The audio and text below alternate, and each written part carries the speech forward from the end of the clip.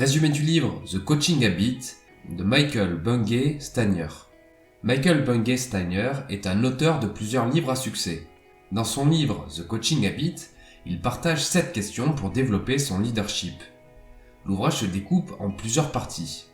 Dans un premier temps, l'auteur dispense des conseils pour construire de solides habitudes. Il détaille ensuite les 7 questions pour coacher efficacement. Il entrecoupe les différentes parties par des astuces pour bien questionner. Pour ce résumé, je vous propose de revenir sur les principes et techniques que l'auteur aborde dans les différents chapitres. C'est parti!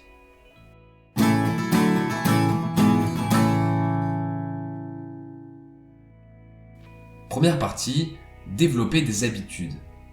Michael Stanier explique qu'il est possible de coacher une personne en seulement 10 minutes. De son point de vue, le secret consiste davantage à questionner plutôt que de dire aux autres quoi faire. Il présente 7 questions essentielles et quelques astuces simples, pratiques et applicables immédiatement pour développer cette compétence. Avant de détailler les 7 questions, l'auteur explique comment construire une habitude. Pour lui, nous avons besoin de 5 composantes. Une raison, un signal, un micro-comportement, une pratique simplifiée et un plan. Il partage plusieurs recommandations pour maîtriser ces 5 composantes. Premièrement, identifier son signal. Car pour parvenir à changer un comportement, il convient de savoir ce qui le déclenche. Deuxièmement, être bref et spécifique dans ses actions. 3. Découper l'habitude en petites actions. 4. Répéter jusqu'à transformer le comportement en habitude. 5. Faire consciencieusement et noter lorsque l'on fait bien. 6. Planifier comment revenir sur les rails quand on flanche. Et enfin, faire de son habitude un système résilient. Dans la suite de l'ouvrage, l'auteur détaille les 7 questions. Première question, la question d'ouverture. Qu'avez-vous à l'esprit ? Pour Michael Bungay Stanier, cette question est une manière sécurisée de commencer une conversation. Elle permet de briser la glace tout en amenant directement l'échange à un niveau profond. En effet, elle invite l'interlocuteur à partager ce qui l'importe le plus. À ce propos, le but du coaching n'est pas d'aborder et résoudre un problème ou un défi spécifique, mais plutôt de centrer la conversation sur les besoins de la personne. En fait, plutôt que de simplement régler un problème, il convient d'aider son interlocuteur à apprendre, s'améliorer et grandir pour qu'il puisse résoudre son problème de manière autonome. Pour aider quelqu'un à cibler le sujet qui le préoccupe, l'auteur conseille de s'intéresser à 3 composantes. Les 3 P. Project, les défis auxquels l'interlocuteur est confronté. People, les individus impliqués dans la problématique. Et Patterns, les raisons qui font que la personne ne peut pas traiter le problème de la manière qu'elle souhaite. Deuxième question, et quoi d'autre ? Cette question est simple mais extrêmement puissante pour 3 raisons.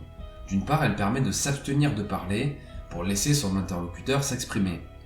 Deuxième avantage, elle permet de multiplier les options. Plus on a d'informations, plus on peut prendre de bonnes décisions. Et enfin, elle permet de se donner du temps. Une fois de plus, Michael Bungay Stanier explique qu'un coaching efficace implique de moins parler et de demander plus. Le fait de donner un conseil n'est pas forcément la meilleure chose à faire, en particulier si l'on ne sait pas réellement quel est le véritable problème. Il cite l'actrice britannique Vanessa Redgrave à ce sujet. Posez les bonnes questions si vous voulez trouver les bonnes réponses. L'auteur développe également 4 conseils autour de cette deuxième question.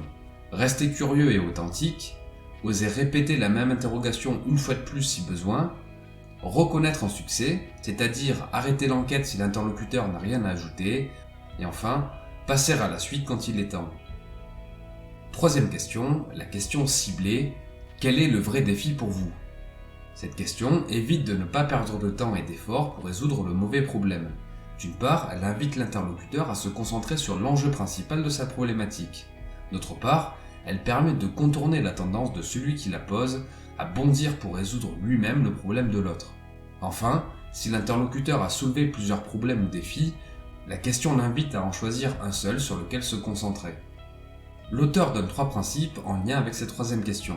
Avoir confiance en son utilité, ne pas oublier qu'il y aura une place pour des conseils, et s'appuyer sur la deuxième question si besoin. Quatrième question, la question de structure. Que voulez-vous ? Cette question est difficile car la plupart du temps, on ne sait pas ce que l'on veut. Pourtant, cette interrogation devrait être au cœur de nos réflexions. À ce propos, l'auteur souligne la difficulté de mettre des mots sur ce que l'on souhaite et la difficulté de se faire comprendre, en particulier car nous avons tendance à confondre désir et besoin. Un désir, c'est « j'aimerais bien avoir ça ». Un besoin, c'est « je dois avoir ça ».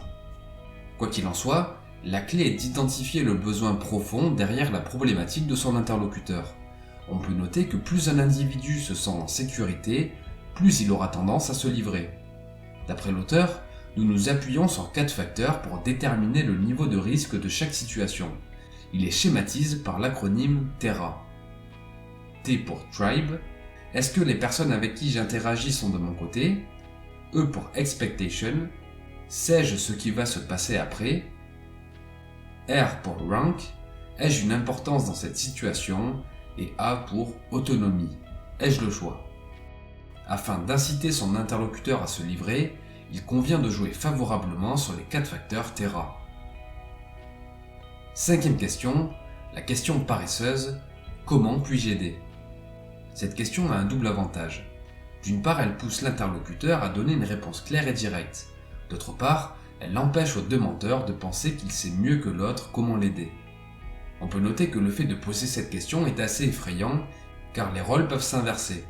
La personne interrogée peut transférer la responsabilité de la résolution du problème sur le demandeur. L'auteur présente ainsi différentes portes de sortie.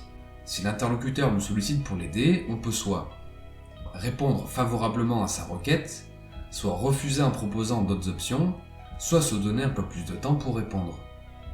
L'auteur suggère aussi de ne pas hésiter à demander des précisions pour inciter l'autre à réfléchir aux solutions qu'il envisage. Par exemple, que penses-tu que je devrais faire? Que veux-tu de moi?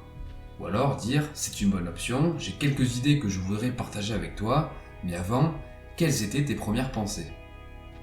6e question, la question stratégique. Si vous dites oui à ça, à quoi dites-vous non? Cette question est plus complexe qu'elle n'y paraît, mais elle met au clair les conséquences et implications de la solution envisagée. L'auteur propose 5 questions qui illustrent l'esprit de cette 6e question et qui peuvent s'y substituer. Qu'est-ce que l'on espère gagner? Sur quel terrain évoluerons-nous? Comment allons-nous réussir? De quelles capacités aurons-nous besoin? Et comment devons-nous fonctionner? Dans ce chapitre, Michael Bungay-Stanier revient également sur 2 autres conseils pour apprendre à dire non. La première technique consiste à changer le focus et apprendre à dire oui plus lentement, par exemple en posant plus de questions avant de s'engager. La deuxième technique consiste à dissocier la personne et la tâche à quoi on dit non. Il vaut mieux dire « j'ai peur de devoir dire non à ça » plutôt que « j'ai peur de devoir te dire non ». 7e et dernière question, la question d'apprentissage. Qu'est-ce qui a été le plus utile pour vous? Pour l'auteur, cette dernière interrogation permet de terminer brillamment une conversation. Il explique que nous apprenons uniquement lorsque nous avons une chance de nous souvenir et réfléchir à ce qui vient de se passer. Le fait de créer un temps pour ce moment d'apprentissage possède plusieurs avantages.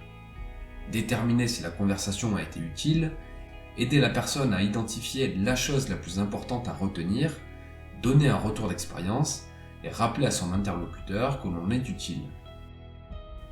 Tout au long du livre, l'auteur dispense également 8 habitudes pour questionner efficacement. Les voici. Poser une question à la fois. Aller immédiatement au point. Autrement dit, oser couper l'introduction et poser directement la question. Arrêtez de poser des questions rhétoriques. Si l'on doit présenter une idée, il vaut mieux la présenter comme une option plutôt que comme une question. 4. S'en tenir aux questions qui commencent par quoi ou que. L'auteur n'a pas besoin du fin mot de l'histoire pour aider à résoudre le problème. 5e habitude, être à l'aise avec les silences. Au lieu de reprendre la parole immédiatement, il vaut mieux prendre une inspiration et rester silencieux quelques secondes de plus. 6. Écouter les réponses. Il peut arriver d'être distrait. Si cela arrive, il faut simplement recommencer à écouter. 7e habitude, enregistrer les réponses avant de passer à la question suivante. Et enfin 8, utiliser chaque canal pour poser des questions. Les questions sont aussi efficaces par écrit. Bien, pour résumer et conclure, Michael Bungay-Stanier partage 7 questions essentielles pour développer son leadership. Qu'avez-vous à l'esprit? Et quoi d'autre? Quel est le vrai défi pour vous? Que voulez-vous? Comment puis-je aider? Si vous dites oui à ça, à quoi dites-vous non? Et qu'est-ce qui a été le plus utile pour vous? L'auteur conclut en invitant le lecteur à trouver ses propres questions et à construire ses propres habitudes de coaching et leadership. Merci pour votre attention. J'espère que ce résumé vous a plu. Si c'est le cas, vous pouvez me le faire savoir en laissant un pouce bleu ou un commentaire. Vous pouvez télécharger la fiche résumée sur mon site internet. En parallèle, vous trouverez un lien affilié vers la page Amazon du livre dans la description. Attention, le livre est en anglais. Pour finir, je vous suggère de vous abonner à la chaîne et d'activer les notifications pour être informé lorsque de nouvelles vidéos paraîtront. C'était Mr. Fanjo, à très vite.